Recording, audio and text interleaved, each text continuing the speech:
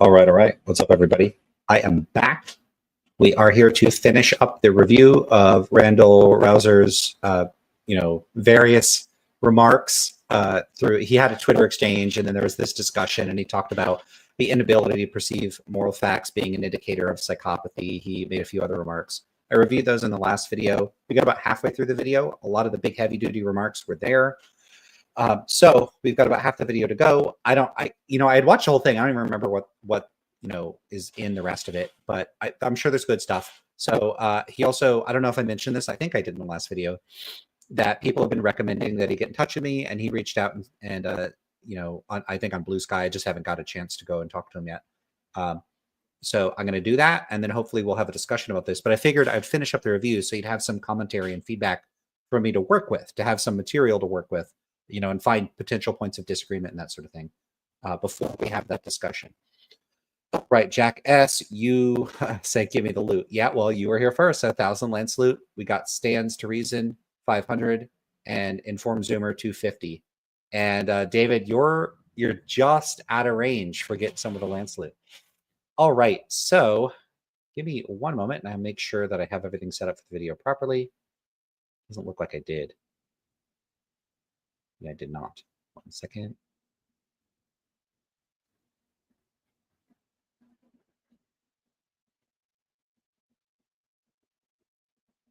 Got it where I wanted. Okay. Let's get into it. As I put it here, something that really is the experience of the clinical psychopath, who the very definition of clinical psychopathy includes that a psychopath is somebody who is really morally blind. They cannot see, experience, or perceive through a knowledge of acquaintance basic moral objective facts. Yeah, so as I noted in the previous video, there's some serious problems with this. I mean, this is not part of the definition of being a psychopath. Psychopathy, insofar as it's understood as a diagnosis that one obtains among clinicians or psychologists, it's going to be something that is grounded in empirical considerations. Some kind of acquaintance with objective moral facts is not something that figures into diagnostic criteria for psychopathy or for mental illness in general.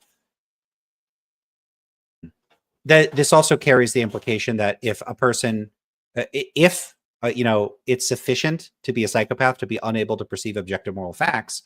I mean, one, I don't perceive objective moral facts, so that would make me a psychopath. I'm not a psychopath. And two, if moral realism is false, then nobody can perceive objective moral facts. So he didn't say like the sense that, or like the belief that you can perceive them. He just goes straight for perceiving them.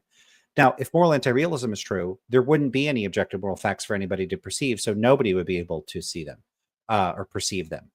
Would that make everybody a psychopath? Presumably not. Now, I don't know that he specifically said that it's a sufficient condition, but some of his remarks do suggest that this is a really essential characteristic of being a psychopath, is this sort of blindness to objective moral facts. I don't think that it is.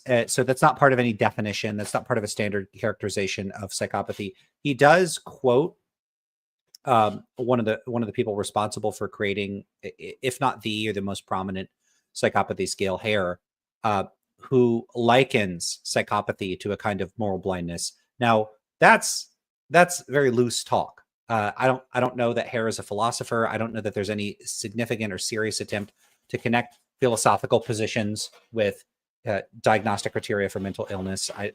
That would be absurd if someone was trying to do that. This is loose theoretical talk. This is not a literal description of the psychology of psychopaths. And if Hare would say that, then I disagree with Hare, and I don't care if Hare created a psychopathy scale. It's not a good scale or a good way to measure whether a person's a psychopath. You look at behavior, you look at personality traits, you look at measurable stuff. Now, insofar as someone could say, okay, well, we could measure whether people perceive or purport or claim to perceive objective moral facts. Great. That research hasn't been done, so we don't know if people do. But at present, if you look at things like Pulzer and Wright's anti-realist pluralism, what you get are very high rates of moral anti-realist responses when people are trained to understand the relevant distinctions. I've talked about some of the generalizability issues of those studies. They were tested among populations that are more likely to give anti-realist responses than a lot of other populations, mostly because they were more likely to be atheists and more likely to be in their late teens and early 20s. Those are two populations that are more likely to give the anti-realist responses.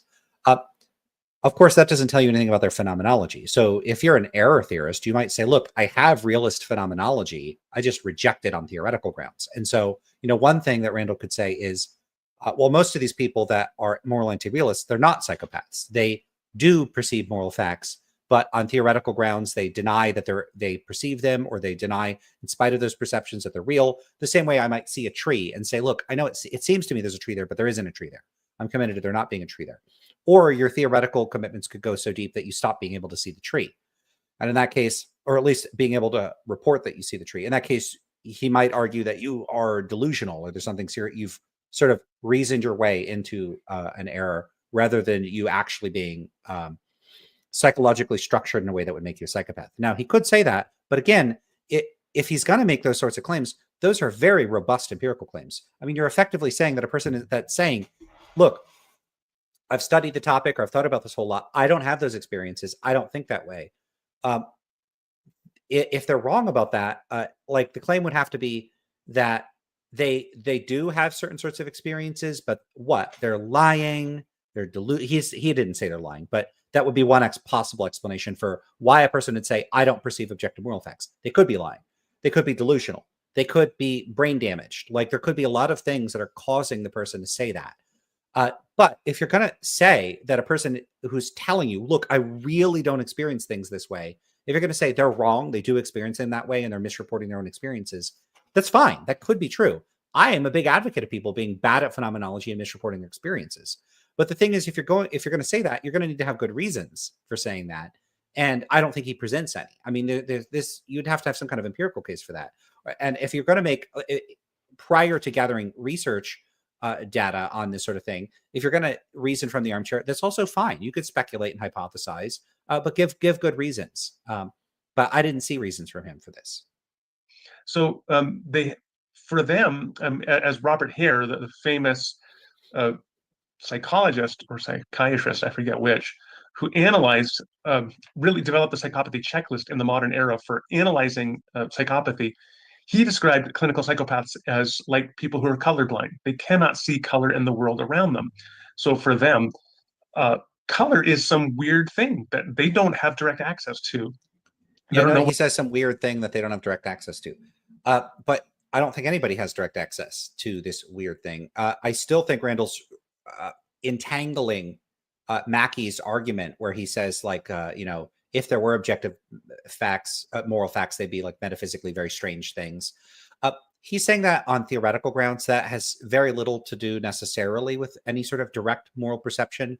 I don't recall him getting into the phenomenology of moral experience in any substantive way.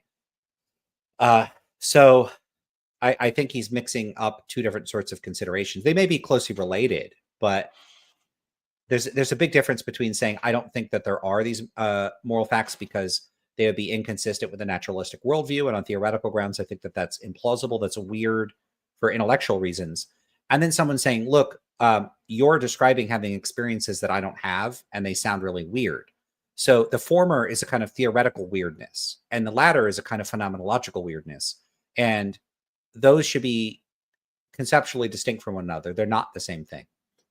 Now, that being said, I'm not an error theorist, and I don't endorse error theory, in part because I myself don't have realist intuitions or any sort of experience of morality. In fact, I'm more committed to that than rejecting moral realism. Like, if you give me some synthetic naturalist account, I could see myself getting twisted around until I'm like, all right, fine. Some naturalist synthetic account of realism could be true. Now, it might be trivial, but what I'm more opposed to is the suggestion that anybody has any sort of acquaintance or perception of moral facts. I find that to be absolutely preposterous. I think there's no good evidence or reasons to believe that.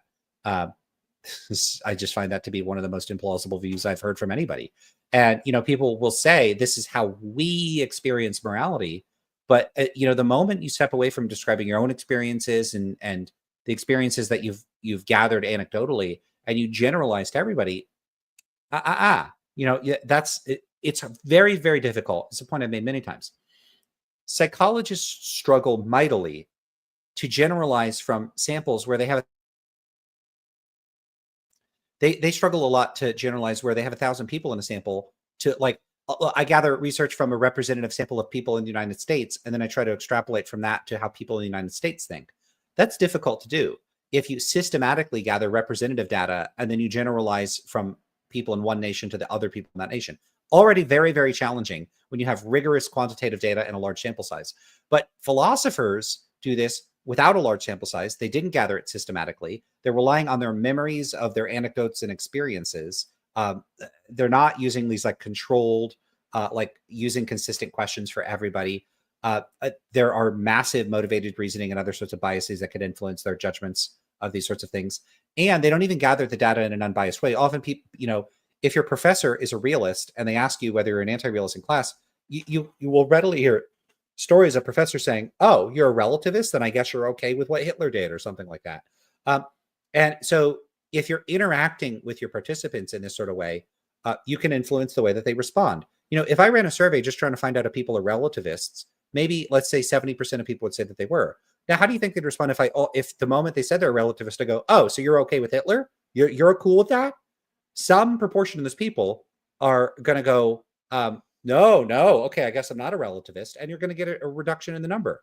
So you're going to skew the results by interacting with the participants. This is why psychologists do research the way they do. Imagine you're giving someone a standard scale, right? So a person says that they liked, some movie, I don't know. They say they don't like Pulp Fiction, and you're like, really? That's a great movie. You have awful taste. The person might go, fine. Okay, fine. Just mark down that I like it.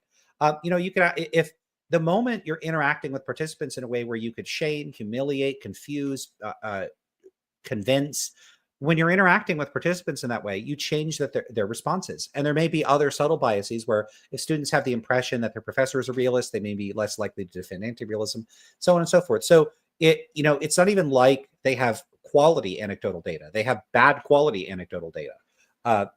Who knows? It's not like they wrote down their reports at every time. So you have potential flaws in memory, you have potential flaws in influencing your participants. It's not gathered systematically. It's not representative. The people that you're surveying are likely to be students in your courses. There's going to be systematic differences in who speaks up and engages with you, who raises their hand versus who doesn't raise their hand.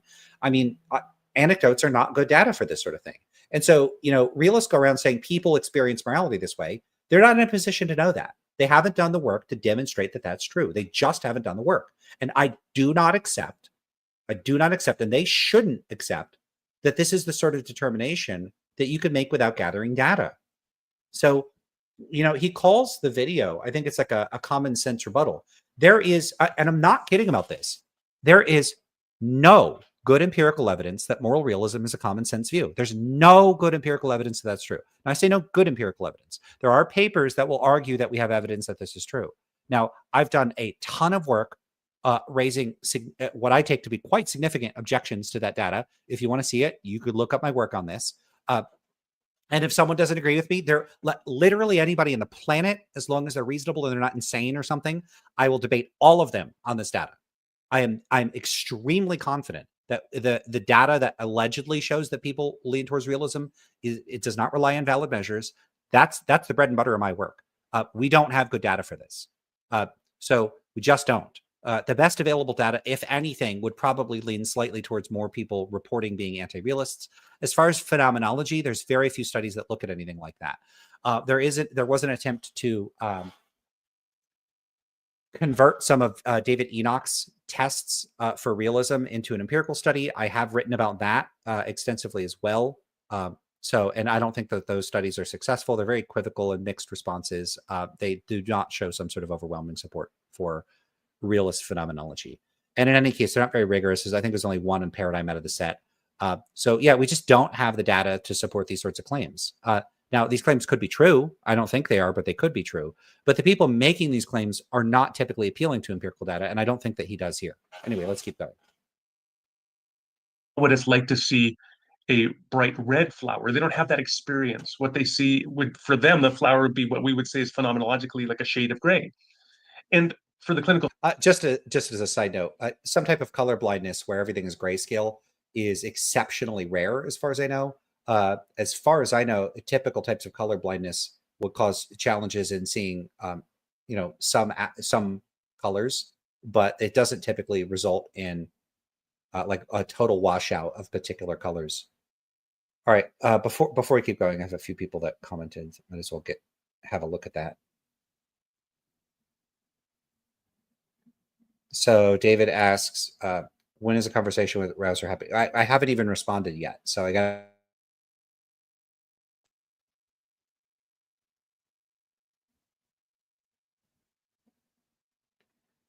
Nowhere, man. Lance, I think you're giving them too much credit. Is there a single time when folk intuition was right about what's going on at a fundamental level? It depends on the level of specificity. Because if you say that people have the folk intuition that they're like trees exist, then they're right about that. So it depends how abstract and theoretical you want to get. Good old Tom Koth says, does Enoch think that most ordinary folks are realists? I don't know if he'd say most people are realists. So you have to get maybe he would, maybe he wouldn't. I don't know. You have to get real picky about the terminology here. Sometimes philosophers will say most people are predisposed towards realism, or the way that they speak reveals an implicit commitment to realism, or they might say that people have intuitions that are best accounted for by positing a commitment to realism. So there's a variety of things people would say. It doesn't necessarily mean that they think most people are realists. But let's look at the title of his paper. Give me one moment.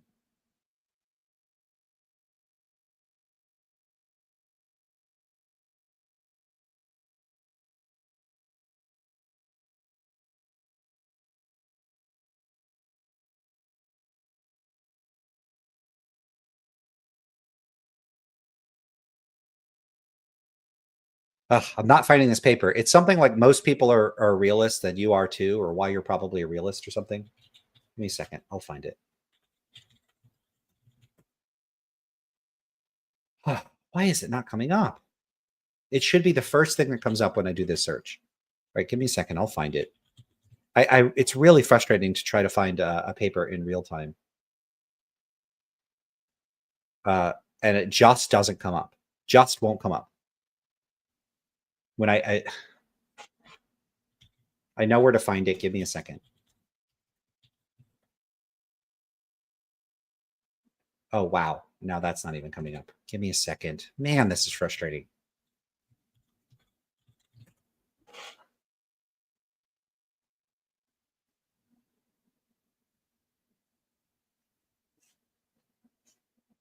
Nope, not that paper. Here it is.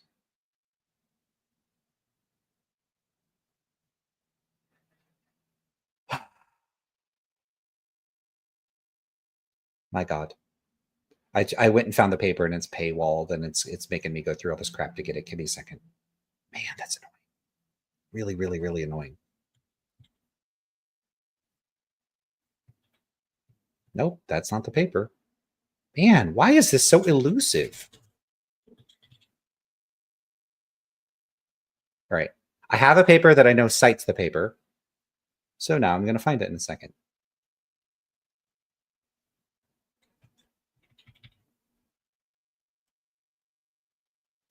There it is. Man, why wasn't that coming up? That's real dumb. All right. So the paper is called Why I Am an Objectivist About Ethics and Why You Are Too. So I was being cautious about saying not everybody thinks this, and I wasn't attributing this to Enoch, that he thinks most people are realists, because sometimes philosophers will say, no, I'm not saying they're realists, I'm saying this or that. But from the title of this paper, if he endorses a literal interpretation of the title, yeah, he thinks most people are realists. Well, as long as he means exactly the same thing by realism, by objectivism as I do by realism. So there's the paper. I'll post the reference in chat. And the paper is called Why I Am an Objectivist About Ethics and Why You Are Too. So looks to me like, yeah, he thinks most people are realists. And I think he's mistaken about that. There's no good evidence that most people are realists. Oh, you'd already posted it in the chat a couple of minutes ago, Koth. So nowhere, man. I mean, there's going to be some issue here when you talk about folk intuition, because I'm you could call me a kind of intuition skeptic or an intuition eliminativist. I don't really think intuitions are a real type of psychological phenomenon, like at all. So I don't think there are folk intuitions. I think intuition talk among philosophers is something they invented. I think it's a pseudo-psychological. I don't think it actually captures any distinctive type of psychological processes. Now, intuition has some analogs to ordinary language and like everyday use. So someone might say, "Oh, I have an intuition that something will go bad if we go to that event, so let's not go." So people have like a spider sense or a hunch. Sometimes it has a kind of quasi supernatural feel. But a person could also have an intuition in like sports and make a left turn instead of a right turn and do well in a race or something. So there's also this like unconscious processing type of intuition that a person could have. Those are ordinary uses. That's not what philosophers are typically talking about. So they might also use it to refer to a disposition to believe the truth of a proposition, or they might just refer to it as a belief. They might refer to it as a defeasible disposition. There's a variety of ways that they might characterize intuition in ways that I don't have a problem with. A defeasible inclination, like you're inclined to believe something, but it could be overridden by other considerations. Is that a real type of thing that happens with human psychology? Absolutely. Of course that happens. Oh man, I really think it's going to rain, but I want to go anyway. Or, I have this feeling like they're a liar, but I'm going to trust them. So you can do that sort of thing. Not a problem. So when your conception of an intuition is consistent with a continuous with conventional mundane psychology, I don't have a problem with it. And some people use it that way. I think that's how Timothy Williamson characterizes it.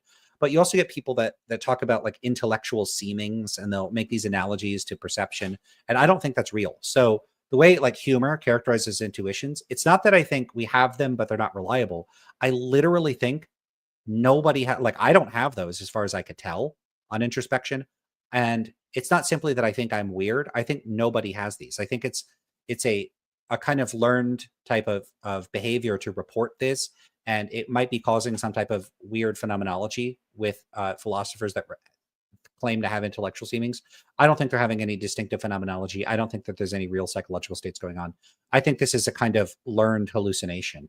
And I'm not joking about that. I think intuitions is like sui generis or distinctive psychological states. I am dead serious when I say I do not think they are real. They don't exist at all. And so I compare them to something like people that claim to see auras. So people do claim to see auras. There's no good reason to think they're all lying about this. And people say that person has a pink aura or a green aura or whatever. People can't see auras. That's not a real thing. That's not a real type of psychological state. So I don't know what's happening. I don't know if they're, some of them are going to be liars, like charlatans trying to scam people. Some of them are going to misinterpret their phenomenology and think that they're seeing auras when they're not seeing auras, but they'll sincerely believe that they can see auras, but they can't. And then perhaps some people have either naturally occurring or self-induced synesthesia, and they're literally seeing colors around people, but it's some neurologically induced hallucination. That's not what they think it is. They're not actually seeing auras. They're hallucinating. So any number of those analogs could be going on with people that are reporting having intellectual seemings, but I just don't think that they have them. Now, if they say that they have them, think about what kind of evidence that they're going to provide for that. Self-reports primarily. Self-reports are not adequate to establish the existence of psychological phenomena. If they were, telepathy would be real. People report having telepathy. If they were, auras would be real. People report seeing auras. Simply the fact that you can introspect and claim that you're having an experience, I totally grant you're having some kind of experience. But what philosophers do is they then put a theoretical spin on the content of that experience. So, it's one thing for humor to say that it seems to him that something is true. In some arguably more theoretically, I don't think it could be completely neutral, but more theoretically neutral sense. Fine, whatever. He thinks things are true. It seems they're true or something.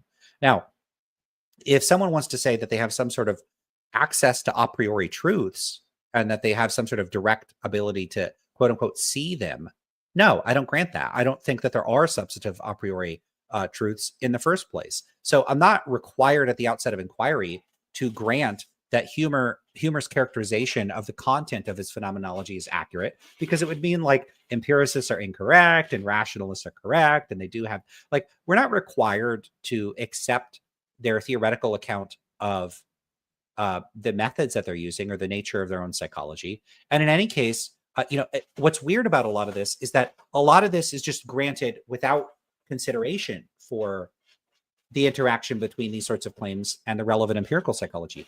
We don't have these substantive models in cognitive psychology where, we have models of memory and perception and emotion And then we get to this point where we're like, wow, how do we explain this human behavior?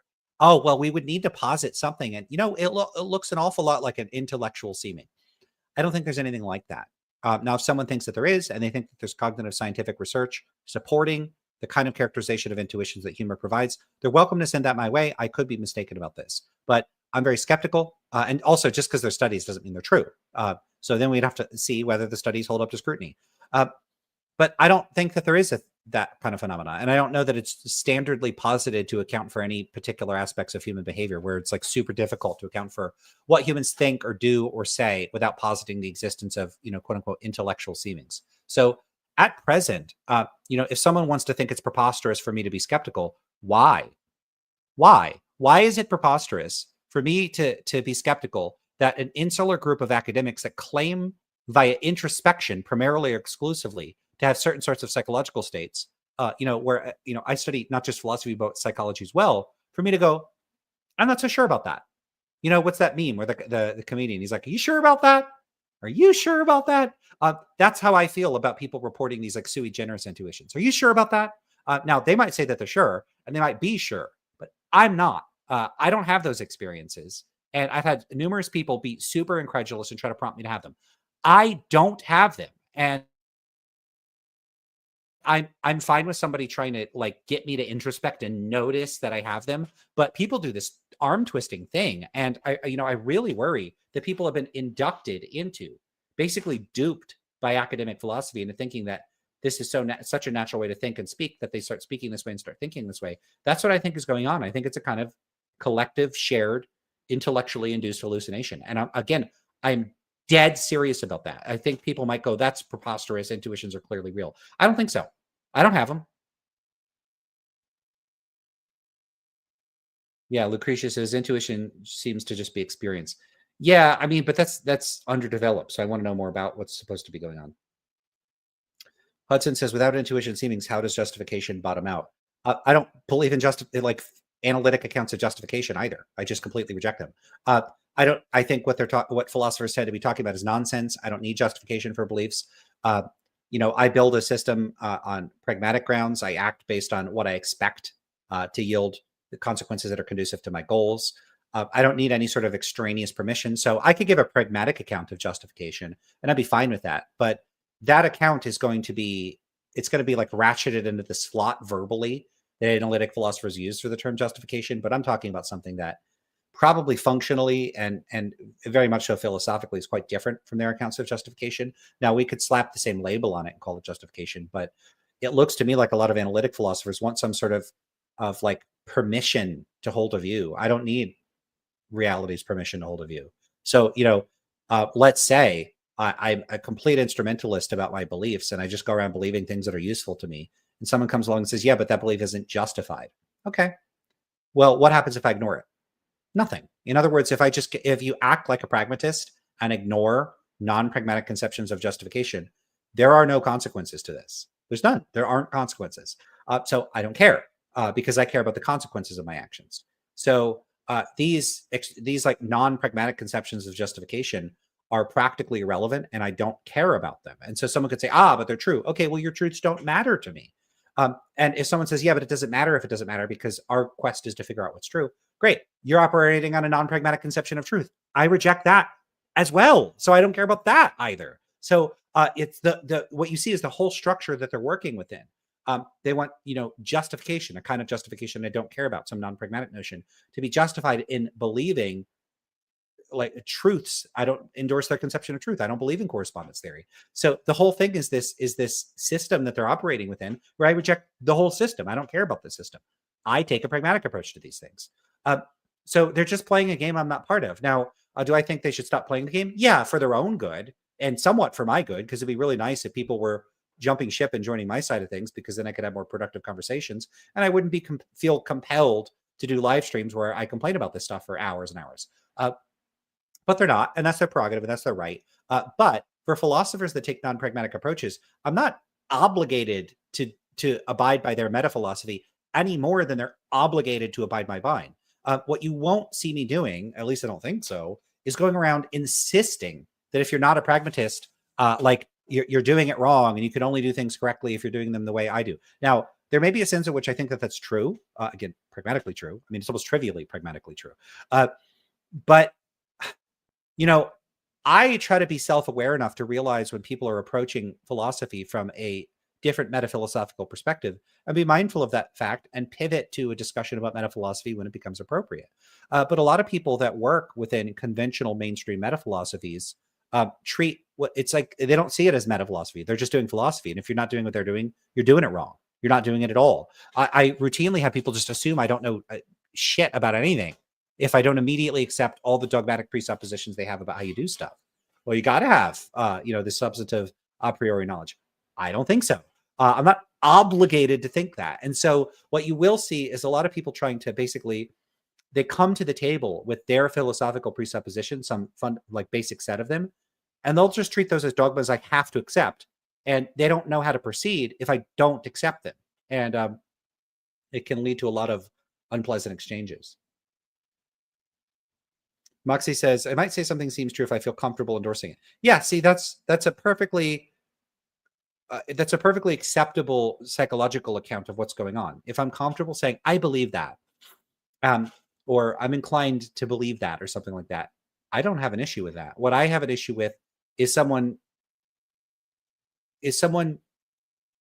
vacillating between plain language that isn't supposed to be theoretically loaded and all of their metaphysical theories lurking, in the shadow back, that the moment you say, yeah, I'll affirm the sentence, then all those creatures come lurking out of the shed. And they're like, good, so you accept all these creatures in your home.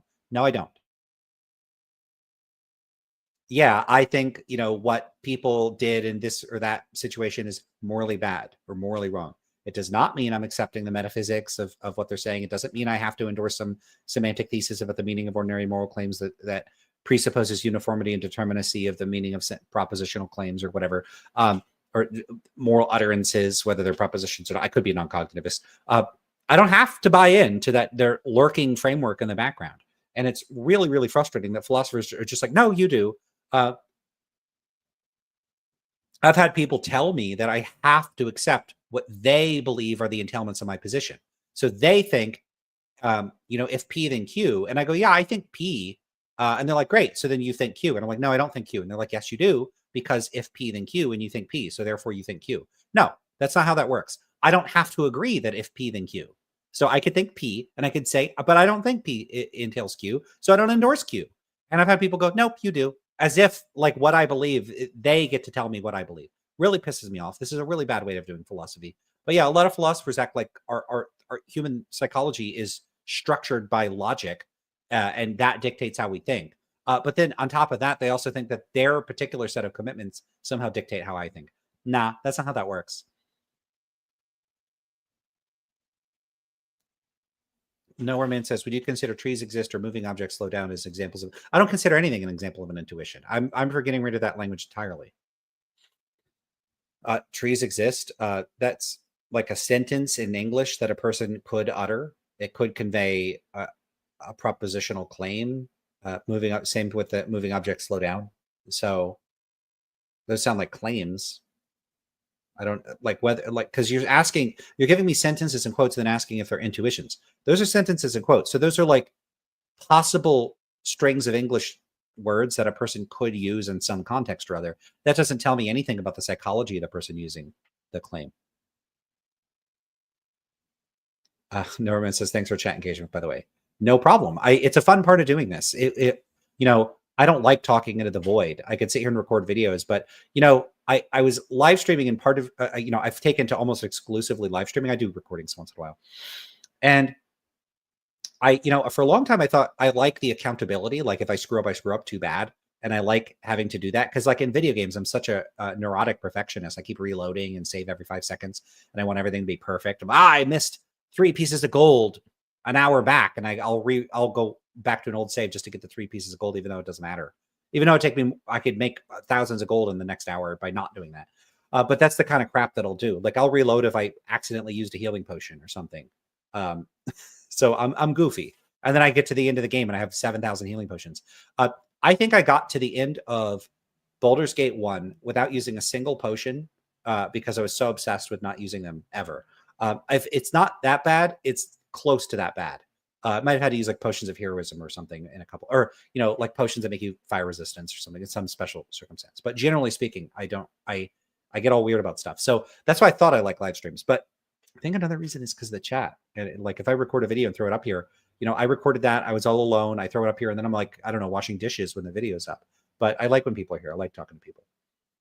Maybe because I spend all day in a basement and it's sad and lonely and pathetic. I don't know. Oh, right. I'm reviewing the video. I forgot about that. Where were we at? I got like 30 seconds into the video. We got to finish this up. Psychopath, they don't experience the draw and attraction of moral goodness and the revulsion and repelling of moral evil. So for them, they just have a flat black and white and gray landscape. The rest of us have a world of moral color. It's part of our basic experience of the world. It's not queer or weird. So this is now the interesting thing is for reductionists, for philosophical reductionists, they often try to play this card by claiming that something which really is a feature of our basic experience is somehow weird. Daniel Dennett famously or infamously did this with respect to his analysis, his eliminativist analysis of consciousness, right? Trying to reduce consciousness just to brain states or something and claim that consciousness is some weird additional postulate, which is queer and implausible. And I would say, no, the thing that's really weird is claiming consciousness does not exist because I'm experiencing it right now. As surely as I'm experiencing anything, I am conscious. Yeah. So as long as you're experiencing anything, you're conscious. There's a sense in which Dennett may have agreed that that's true. And there's a sense more generally in which illusionists might agree. Like if you're experiencing things, you're conscious. But that's very different from saying if you're experiencing things, you necessarily have phenomenal consciousness. There's a big difference between saying my phenomenology is a certain way and my phenomenology is accurately characterized by a highly theoretically loaded notion of what the contents of one's experience include. So what Dennett is denying is that people have qualia, that people have phenomenal states, where these are understood to be these private, ineffable, non-relational, intrinsic properties, qualitative properties of our experiences that are fundamentally inaccessible through third personal means. In other words, they couldn't in principle be studied by the sciences because they are by their very nature first personal. And insofar as science gives a kind of third personal description of what the world is like, these would be properties that would be forever sealed off or cordoned off from study through the empirical sciences. We are not obligated to grant that is a feature of our experiences.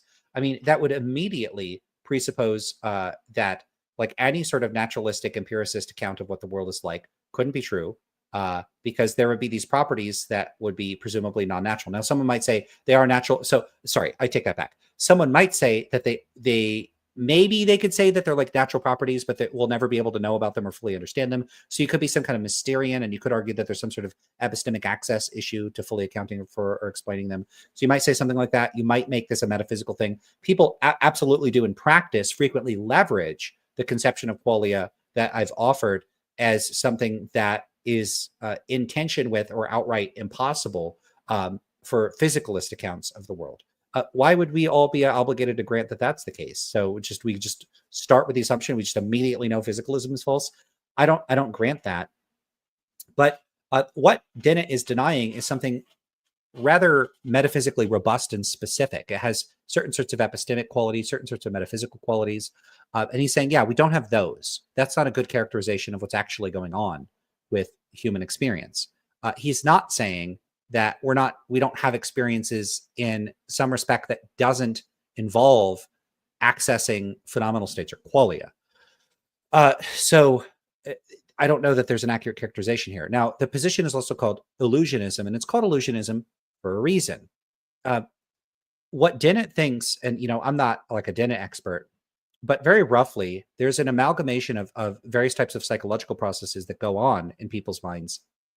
And what he points out about this is that those experiences systematically misrepresent the types of informational inputs that we're actually receiving.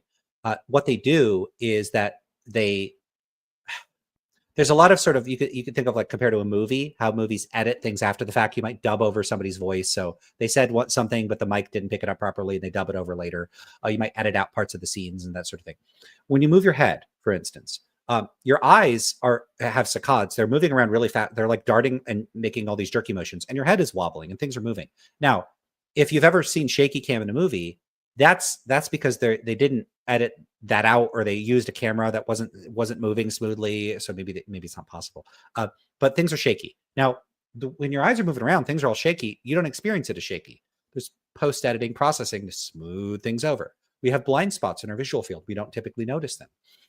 Objects outside the fovea, like wherever we're focusing, we may, if you ask people, they'll report, it seems like their full visual field is richly detailed, full color, blah, blah, blah. It's not. And we can demonstrate empirically that that's false. We know that that's false, and we have physiological and other sorts of evidence to support this. And so people's experience of the world, other aspects of it, we experience a certain sort of like simultaneity. So if you ask people, it seems like they're touching, smelling, seeing, hearing, everything's occurring simultaneously. Well, that's all these processes are happening at different rates, at different times, at different speeds. They're being processed by different systems in the brain. And you could do an internal check. You can attend to what you can smell, what you can hear. You could attend to a certain stream of thought. You could attend to certain aspects of your experience around you. And that spotlight that you have, that's where your attentional focus is. That's where you're aware. And people will report, it seems to them that all these other things are going on simultaneously, that there's sights and touches and smells and all this rich detail. And in many cases, and to a certain degree, that's false. You don't have all that information available to you just out of reach. This information is constructed on the fly up to a certain point. So you do have information, but to various extents, it's impoverished. It's not as rich as it might seem. And so the point here is that our experiences of the world systematically misrepresent what the world is like.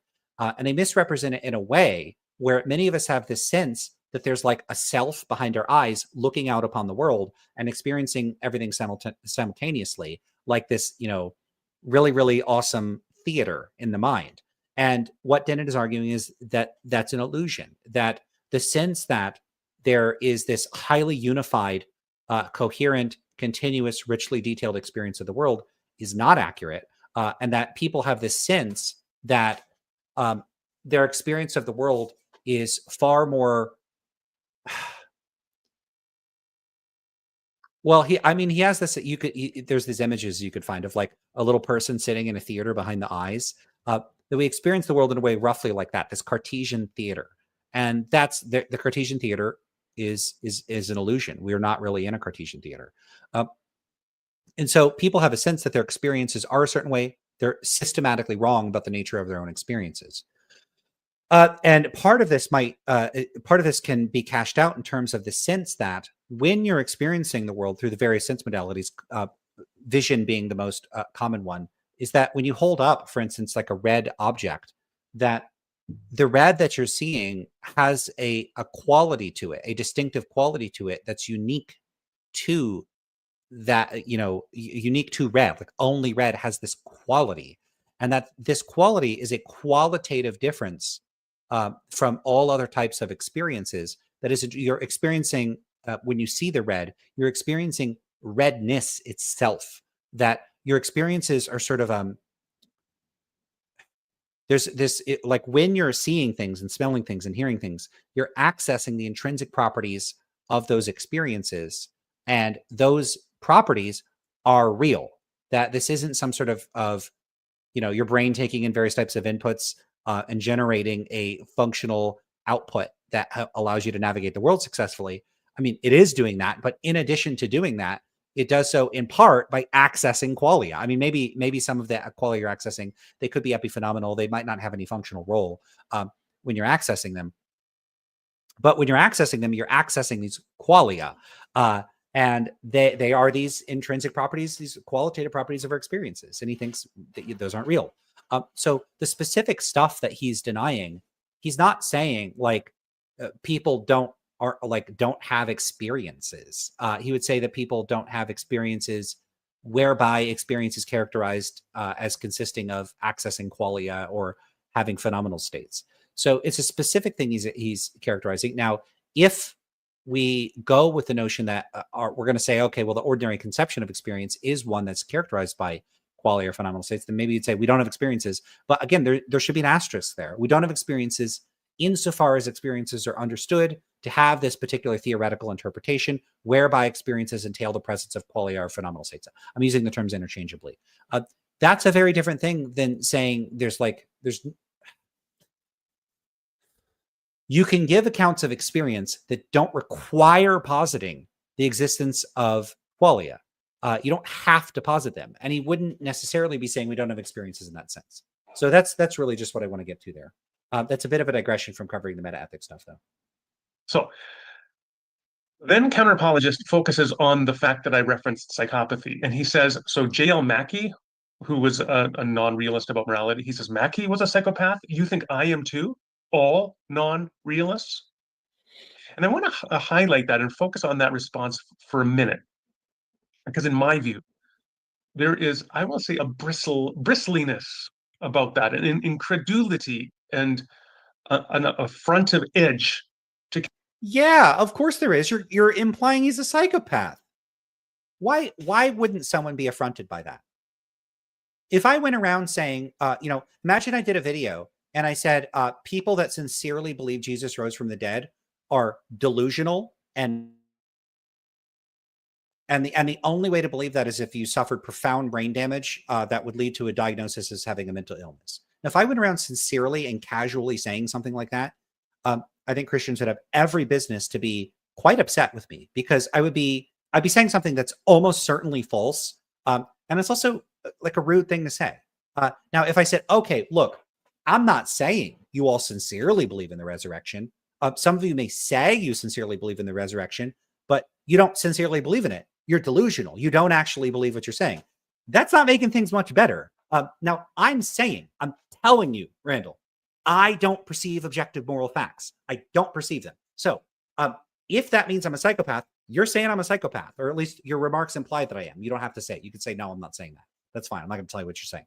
I apologize. But if your view is that anybody that genuinely doesn't see objective moral facts is a psychopath, I'm claiming I don't see them. Now, if what I'm saying is accurate, your position would appear to entail, let me set this up to be very careful. If your position is that if a person is unable to perceive objective moral facts, then that person is a psychopath. And if I'm a person that is unable to perceive the objective moral facts, then I am a psychopath. Like, that would just follow, just like modus ponens. So, your position might suggest I'm a psychopath. Now, if you want to say, okay, but it's not true that you're unable to perceive the moral facts. Okay, now you're suggesting that I have serious deficits in my capacity for introspection. That something that I like. Not that it really matters, but I've dedicated a lot of my time and effort to this. So if I'm wrong, I am very, very wrong. So, like, are you suggesting I am incompetent or delusional? Like, it's whatever it is. It's not going to be very flattering about me. Now, you could just be correct with any of those things if you were to affirm them. I'm not saying that you necessarily do, but if your position is that if I can't see objective moral facts, I'm a psychopath, I'm either going to be a psychopath or I'm going to be profoundly wrong in ways that imply I'm like delusional or stupid or something unflattering. And so for someone to find this sort of remark, if they bristle and feel affronted, I think they have every business bristling and being affronted by this, because either way you spin it, it's going to be saying something rather serious about the person. Like, the best case scenario is the person is like a delusional idiot that can't introspect properly. So that's like best case scenario. Worst case scenario, they're a psychopath. So yeah, people have every business being upset by this. And I wouldn't go around saying Christians are delusional. I think it's a pointless thing to say. You'll see it in my comments. People will say like, oh, how could someone believe that? That's so delusional. And you'll see that when they say that kind of stuff, I'm like, I'm not comfortable with that. I don't think people that reach contrary conclusions are like literally delusional. Now, you could say, wait, you just said people are hallucinating. Now, when I say hallucinating, what I mean is that people are literally having experiences that are like caused by internal neurophysiological processes in the brain that are misrepresenting reality by like triggering parts of the brain associated with sensory stimuli. So I'm trying to offer like a literal descriptive account of what's going on in their brains. I don't mean that in some sort of like derogatory or insulting way. That might upset people. So I understand that, and maybe I am saying upsetting things. But if someone were upset by it and they were bristling, I might just understand that they're bristling, and I'd be like, all right, yeah, fair enough. I'm saying you're hallucinating. If that bothers you, that makes sense. But in this case, and I don't think it's quite so bad as suggesting people might be psychopaths. I think what he's suggesting here is more serious, and that people would have more reason to bristle. But he's commenting, like he's pointing this out. He's not saying so, but it sounds like he's suggesting that there's something. I'm not sure. Is he suggesting there's something like amusing or objectionable or unjustified about bristling at this, or feeling affronted? It seems like a completely reasonable reaction. I don't know. What audience? What do you think?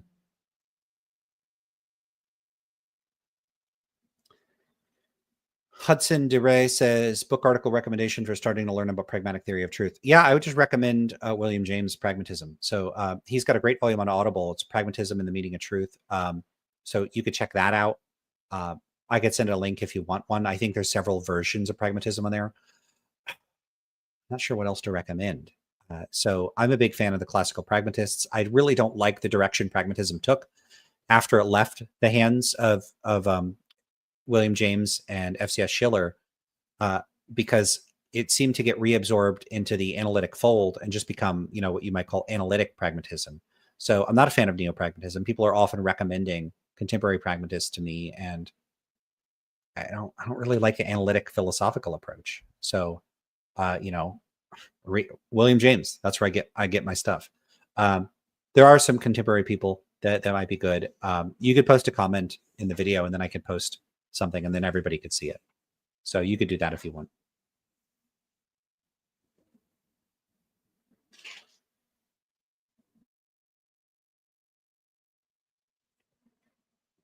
All right, let's keep going with the video. The counter-apologist's response: he doesn't like being compared to a psychopath. And I think fair enough. The interesting thing is, I think the very fact that he is repelled by being compared to a psychopath is just further evidence for the fact that he himself, in fact, does have a direct experience of objective moral value and obligation. Okay. I'm sorry, Randall, but that's very, very, very implausible. If a person objects to being called a psychopath, that is not good evidence that the person has direct experience of objective moral experiences. Now, the kind of characterization that you're offering is it sounds like some type of account of moral perception. It's a very distinctive kind of account that's more closely associated with non-naturalist realism. Only about a quarter of philosophers endorse non-naturalist moral realism. So a larger majority, it's about 33% or so, are naturalist realists. The epistemology of naturalist realism doesn't necessarily involve any sort of like direct acquaintance or ethical intuitionism or some sort of a priori access to moral truths. That someone might be an analytic naturalist, and they might think that moral realism has some close association with certain like our moral sentences being analytically equivalent to certain sorts of sentences that can be understood in the natural. Like to say that some murder is wrong is to just say that murder reduces well-being or something like that, or that, and the latter would be a natural fact, like killing people reduces overall well-being. Or they could be a synthetic naturalist, and they could think that we could discover what the moral facts are using the conventional tools, resources, and tools and resources of the natural sciences, and that the content of these facts is that they would be a kind of natural fact. None of that would necessarily involve the kinds of experience that you're describing. And again, I have to stress, as far as I know, there's no empirical evidence to support this, at least no good empirical evidence to support the idea that people have experiences of objective moral facts in this way. So you have a whole slew. It's probably the majority of realists. And by the way, not all non-naturalist realists would necessarily endorse this particular conception of moral epistemology anyway. I mean, maybe they wouldn't. I don't think they have to. So we're talking about a position that's probably less common than anti-realism among philosophers, and it's certainly less common than naturalist realism. Then again, on the other hand, maybe some naturalist realists would be on board with this. So I don't know what the actual number is. So, I mean, we would have to have a separate question for people's moral epistemology. But it's just not very plausible to say that if someone is upset at you suggesting they're a psychopath, that because they find that really repugnant, that this is a good indication that one, it's not even a good indication that they're a moral realist. A moral anti-realist could find the suggestion that they're a psychopath objectionable for like because they could think it's false or because they think psychopaths are bad. So there's a few reasons why a person might get upset. One, social and reputational consequences. If you went around saying someone's a thief or a murderer or a liar, even if the person's a moral anti-realist, there are reputational consequences to describing someone in a pejorative way. So that could cause a person to be upset for reasons totally unrelated to like it could even be true, right? Even a psychopath could be upset at you calling them a psychopath because they don't want people to think they're a psychopath. So there are sort of direct prudential reasons to not want to be called a psychopath. It's nothing to do with whether a person can perceive objective moral facts. Two, the person could find it objectionable relative to their own values while being an anti-realist. So they could just think psychopaths are bad people. I don't want to be a psychopath. Or they could value truth and they don't think it's true. And then they could be upset that you're saying things that are false and hurtful and untrue and inconsistent with their self-conception. And that could all be rooted in their own in their own subjective values. You know, think of like food preferences. Would it make any sense for someone to say, I don't want to eat this food because it's disgusting and repugnant and I hate the taste of it, to say, this implies or this suggests that you directly experience intrinsic tastiness of food? Not at all. It doesn't entail gastronomic realism. A person can object to things on entirely anti-realist grounds. So there would be both prudential, like non-moral and non-meta-ethical reasons for being affronted at being called a psychopath or implied that one's a psychopath. And there would be potential normative moral grounds and meta-ethical grounds and like epistemic grounds. A person could think this is not true. There's lots of reasons why a person could find this upsetting that have absolutely nothing to do with them being a moral realist or experiencing the world as having these objective moral facts, this very distinctive type of moral perception. Now, here's the thing. You could say, those all could be true, but I think this is the one that's true. Right. But Randall, keep in mind at the start of this video, you emphasized a problem with counter-apologist's early argument, which is that it's undetermined. Your claim is also only one among several possible explanations. The available data is underdetermined. So, gooses and ganders. If counter-apologist isn't in a position to make those sorts of claims due to underdetermination, neither are you. So your claim is not one that is the best. It's not the only explanation. And if you think it's the best explanation, good luck making an argument for that. Because I think the other reasons I gave are better reasons why a person would be affronted. So yeah, I don't think you got a good case for this.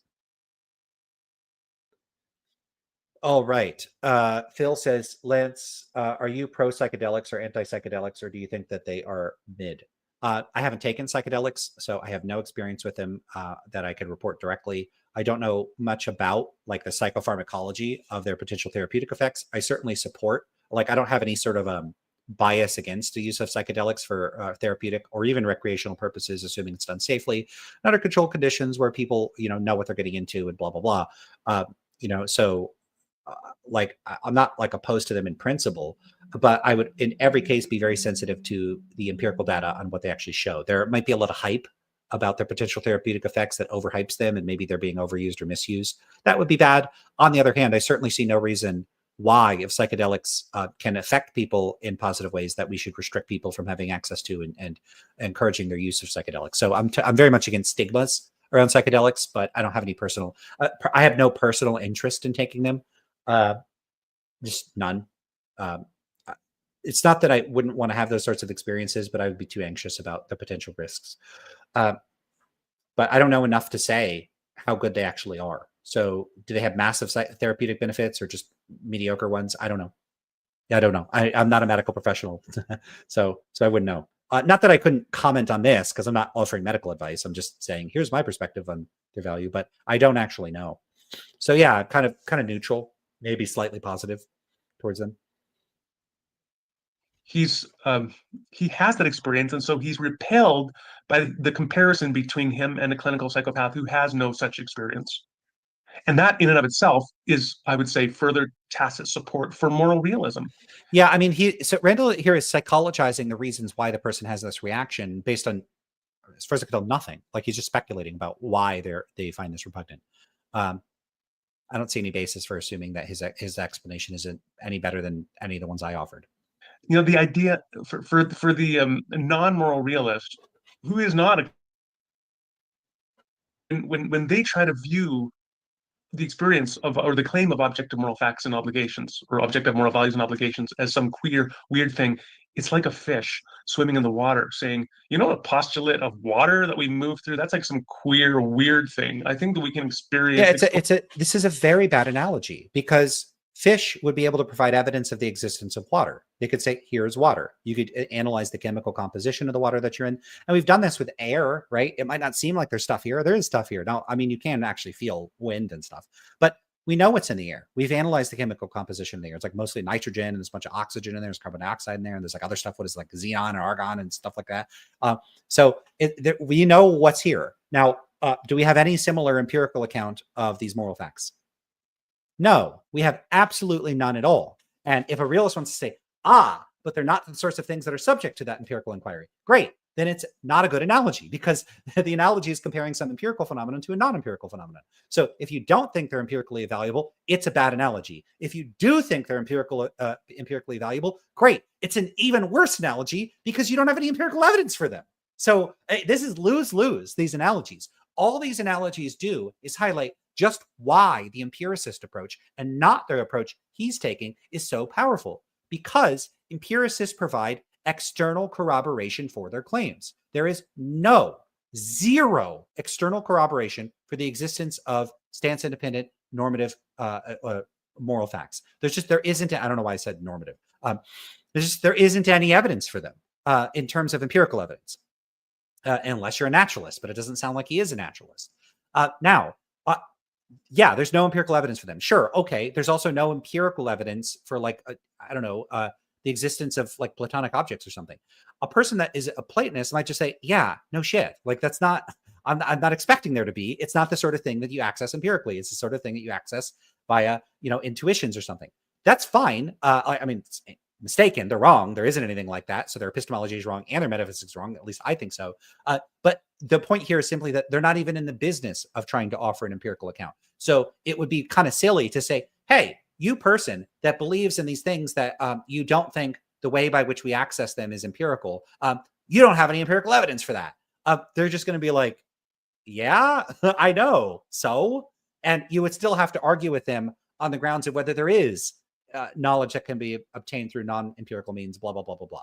It would be very silly to presuppose as an empiricist that they're accepting that everything there would have to be empirical evidence for, and then it's somehow a big problem for them that they don't have empirical evidence for it. No, it's not a big problem for them. The big problem is that they're wrong about not being an empiricist. It's not that they have to. It's not that they have to accept empiricism to even have the discussion. Of course not. No one should be enforcing their dogmas or presuppositions or worldviews or metaphilosophies on other people, and then saying, but conditional on being right, you're wrong. I mean, that's but philosophers do this kind of nonsense all the time. And so I'm not going to engage in it from my end. And I would like if philosophers on the other end, but people do this with consciousness, right? They'll be like, I know that I'm phenomenally conscious. So obviously anybody disagreeing with this is wrong. Yeah, but I'm denying that you know that. So if you could just claim that what you just know stuff, fine. I claim I know stuff. I know you're not phenomenally conscious. How about that? I know it. I directly access it. And if you say that's not the kind of thing you could directly access, nope, you're not in charge of my psychology. I just directly access. Now, of course, I don't actually believe that. I'm being facetious. But if someone went around sincerely believing that, what moves could you make to show that they're wrong? I don't think that you could. So I think that those sorts of things, like people just declaring truths, are dialectically toothless, because anybody could do this, and there's no means of resolving that dispute. I only want to have disputes where we have some method of resolving them. Because if it's a dispute where I cannot prove you wrong in principle, there's no way for you to be mistaken about it through a discourse. What's the point in talking about it? Okay. Raph says, Randall Rouser is usually quite a reasonable guy. I'm surprised he's arguing like this. It seems more worthy of a caricature of an online Christian apologist. Wow. Okay, well, that's pretty harsh.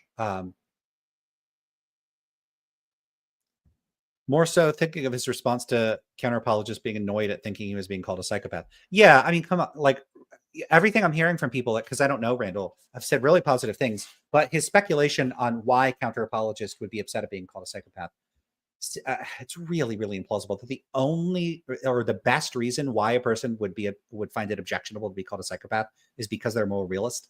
That's not plausible.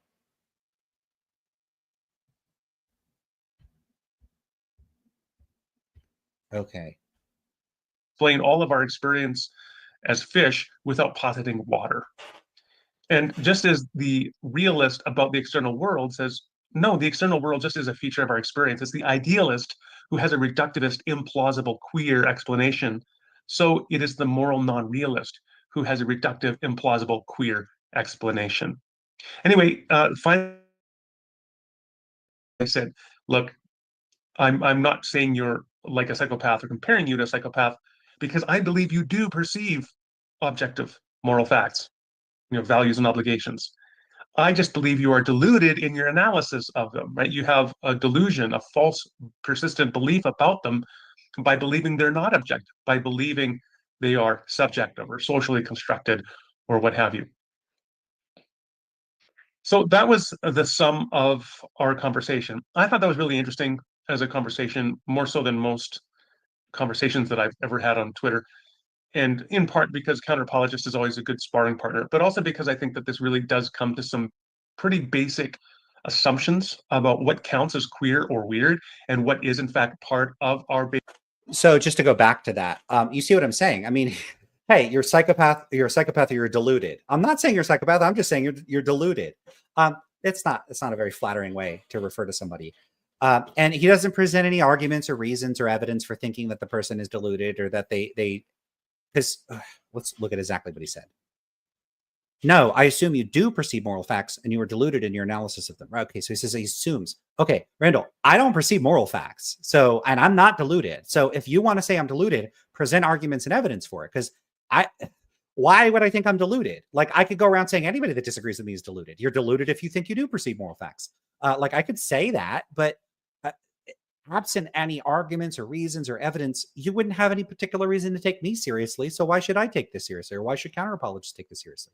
I understand that you think that, but like, and you're entitled to think whatever you want, but so am I. And I don't think I'm deluded. So if you want to convince me or somebody else that people can perceive moral facts, you're going to have to give us more than just telling us what you assume. Like it's not compelling, you know? Like if I just went up here and just said what I thought, I don't think anybody would be convinced by that. Yeah. So, I mean, Lucretius, if we're not psychopaths, that we're just delusional, make it stop. Yeah. I mean, this is, and the language could be toned down a bit. I mean, it's highly provocative language to call people deluded.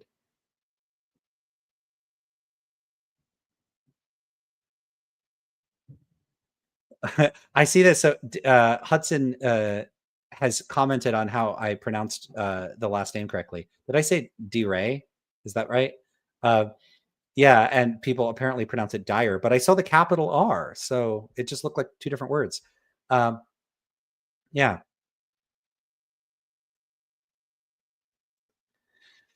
Phil says, I am not a philosophy buff, but what if someone just thinks that consciousness is a type of metacognition,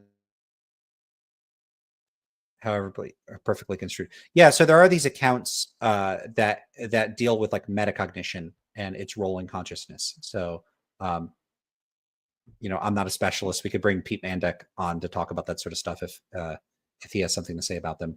But to the extent that people can have thoughts about their thoughts and that sort of thing, and once a person starts building up this repertoire of like, hey, I'm thinking about this, or hey, like you start planning things, and you have this, an ongoing sense of a narrative self-identity, so you can reason about what did I do yesterday? What am I going to do tomorrow? When you start thinking about your thought process and planning things out, and you're not just reacting moment to moment, that stuff seems to be an extremely central part of my consciousness.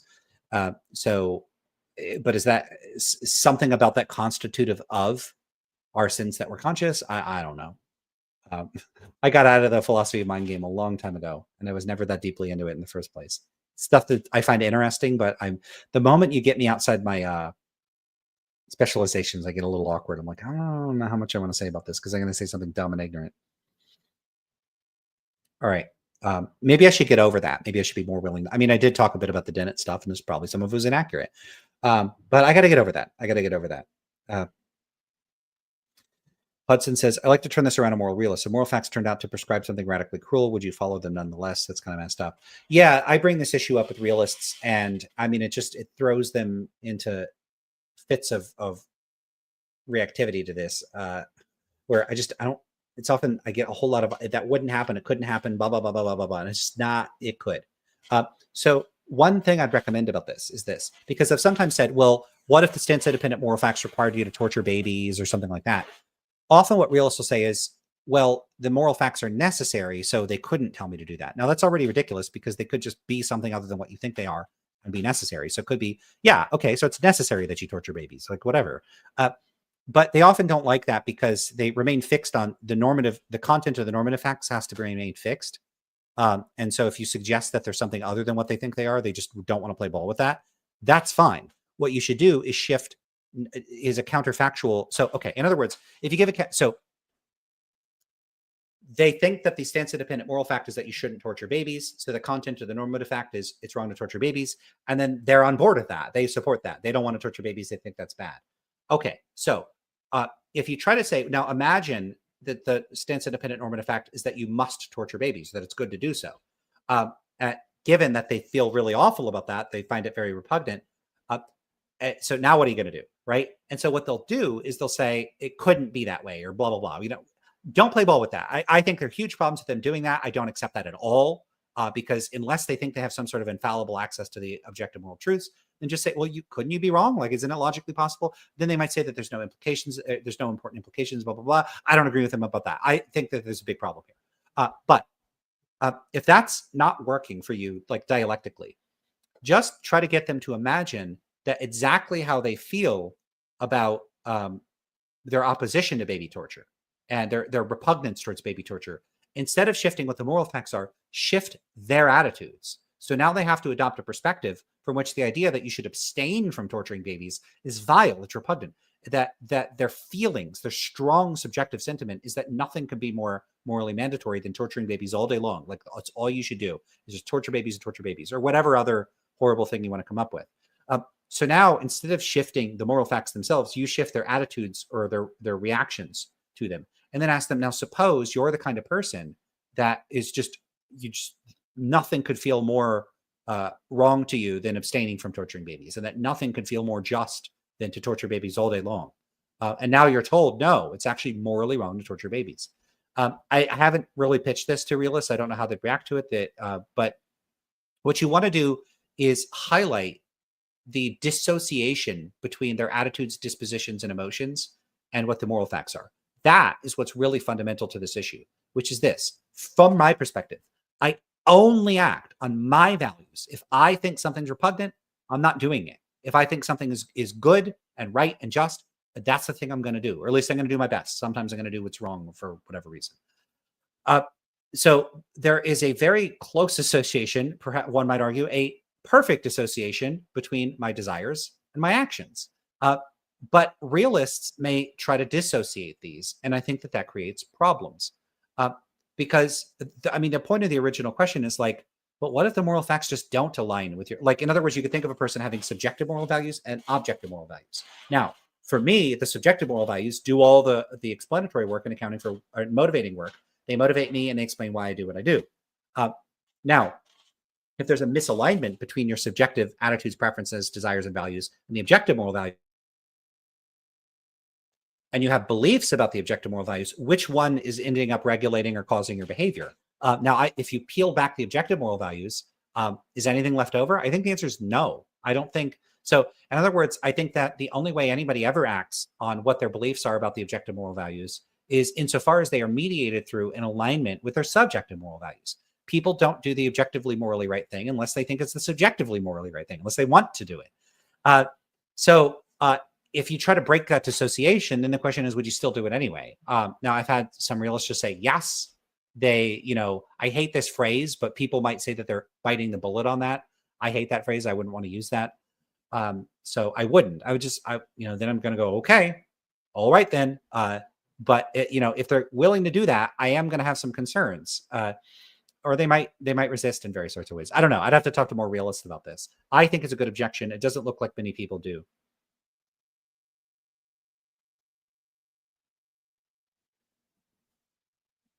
Moral facts, values and obligations. I just believe you are deluded in your analysis of them, right? You have a delusion, a false, persistent belief about them by believing they're not objective, by believing.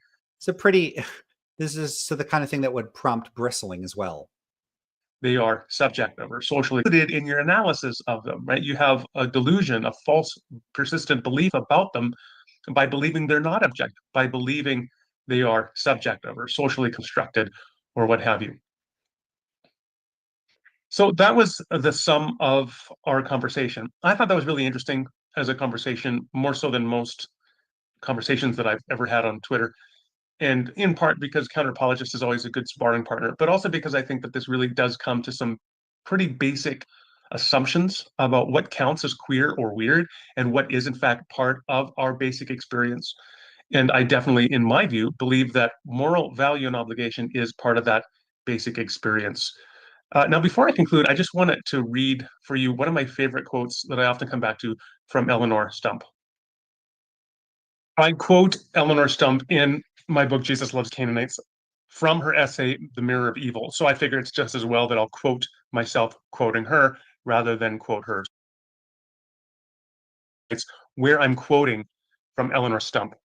She says, "It's true that our moral principles and our ethical theories rely on reason.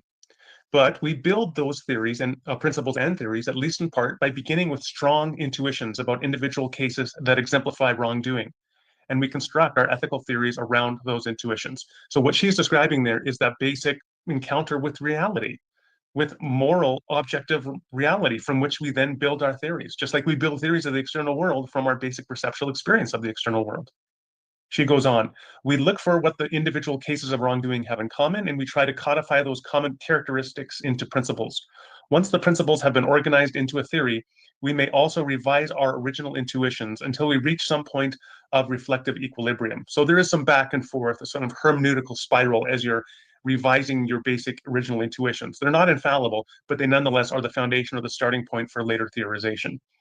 And at that point, you want to bring your intuitions that started the whole process into harmony with the theory. But then comes the key point for Stump, at least for this passage. She says, "Our original intuitions retain an essential primacy. If we found that our ethical theory countenanced Nazi experiments on children, we'd throw away the theory as something evil itself." So the intuitions retain primacy over the theory and are more important than the theory. That's the starting point. It's the same thing when it comes to explaining the ontological nature of moral value and obligation.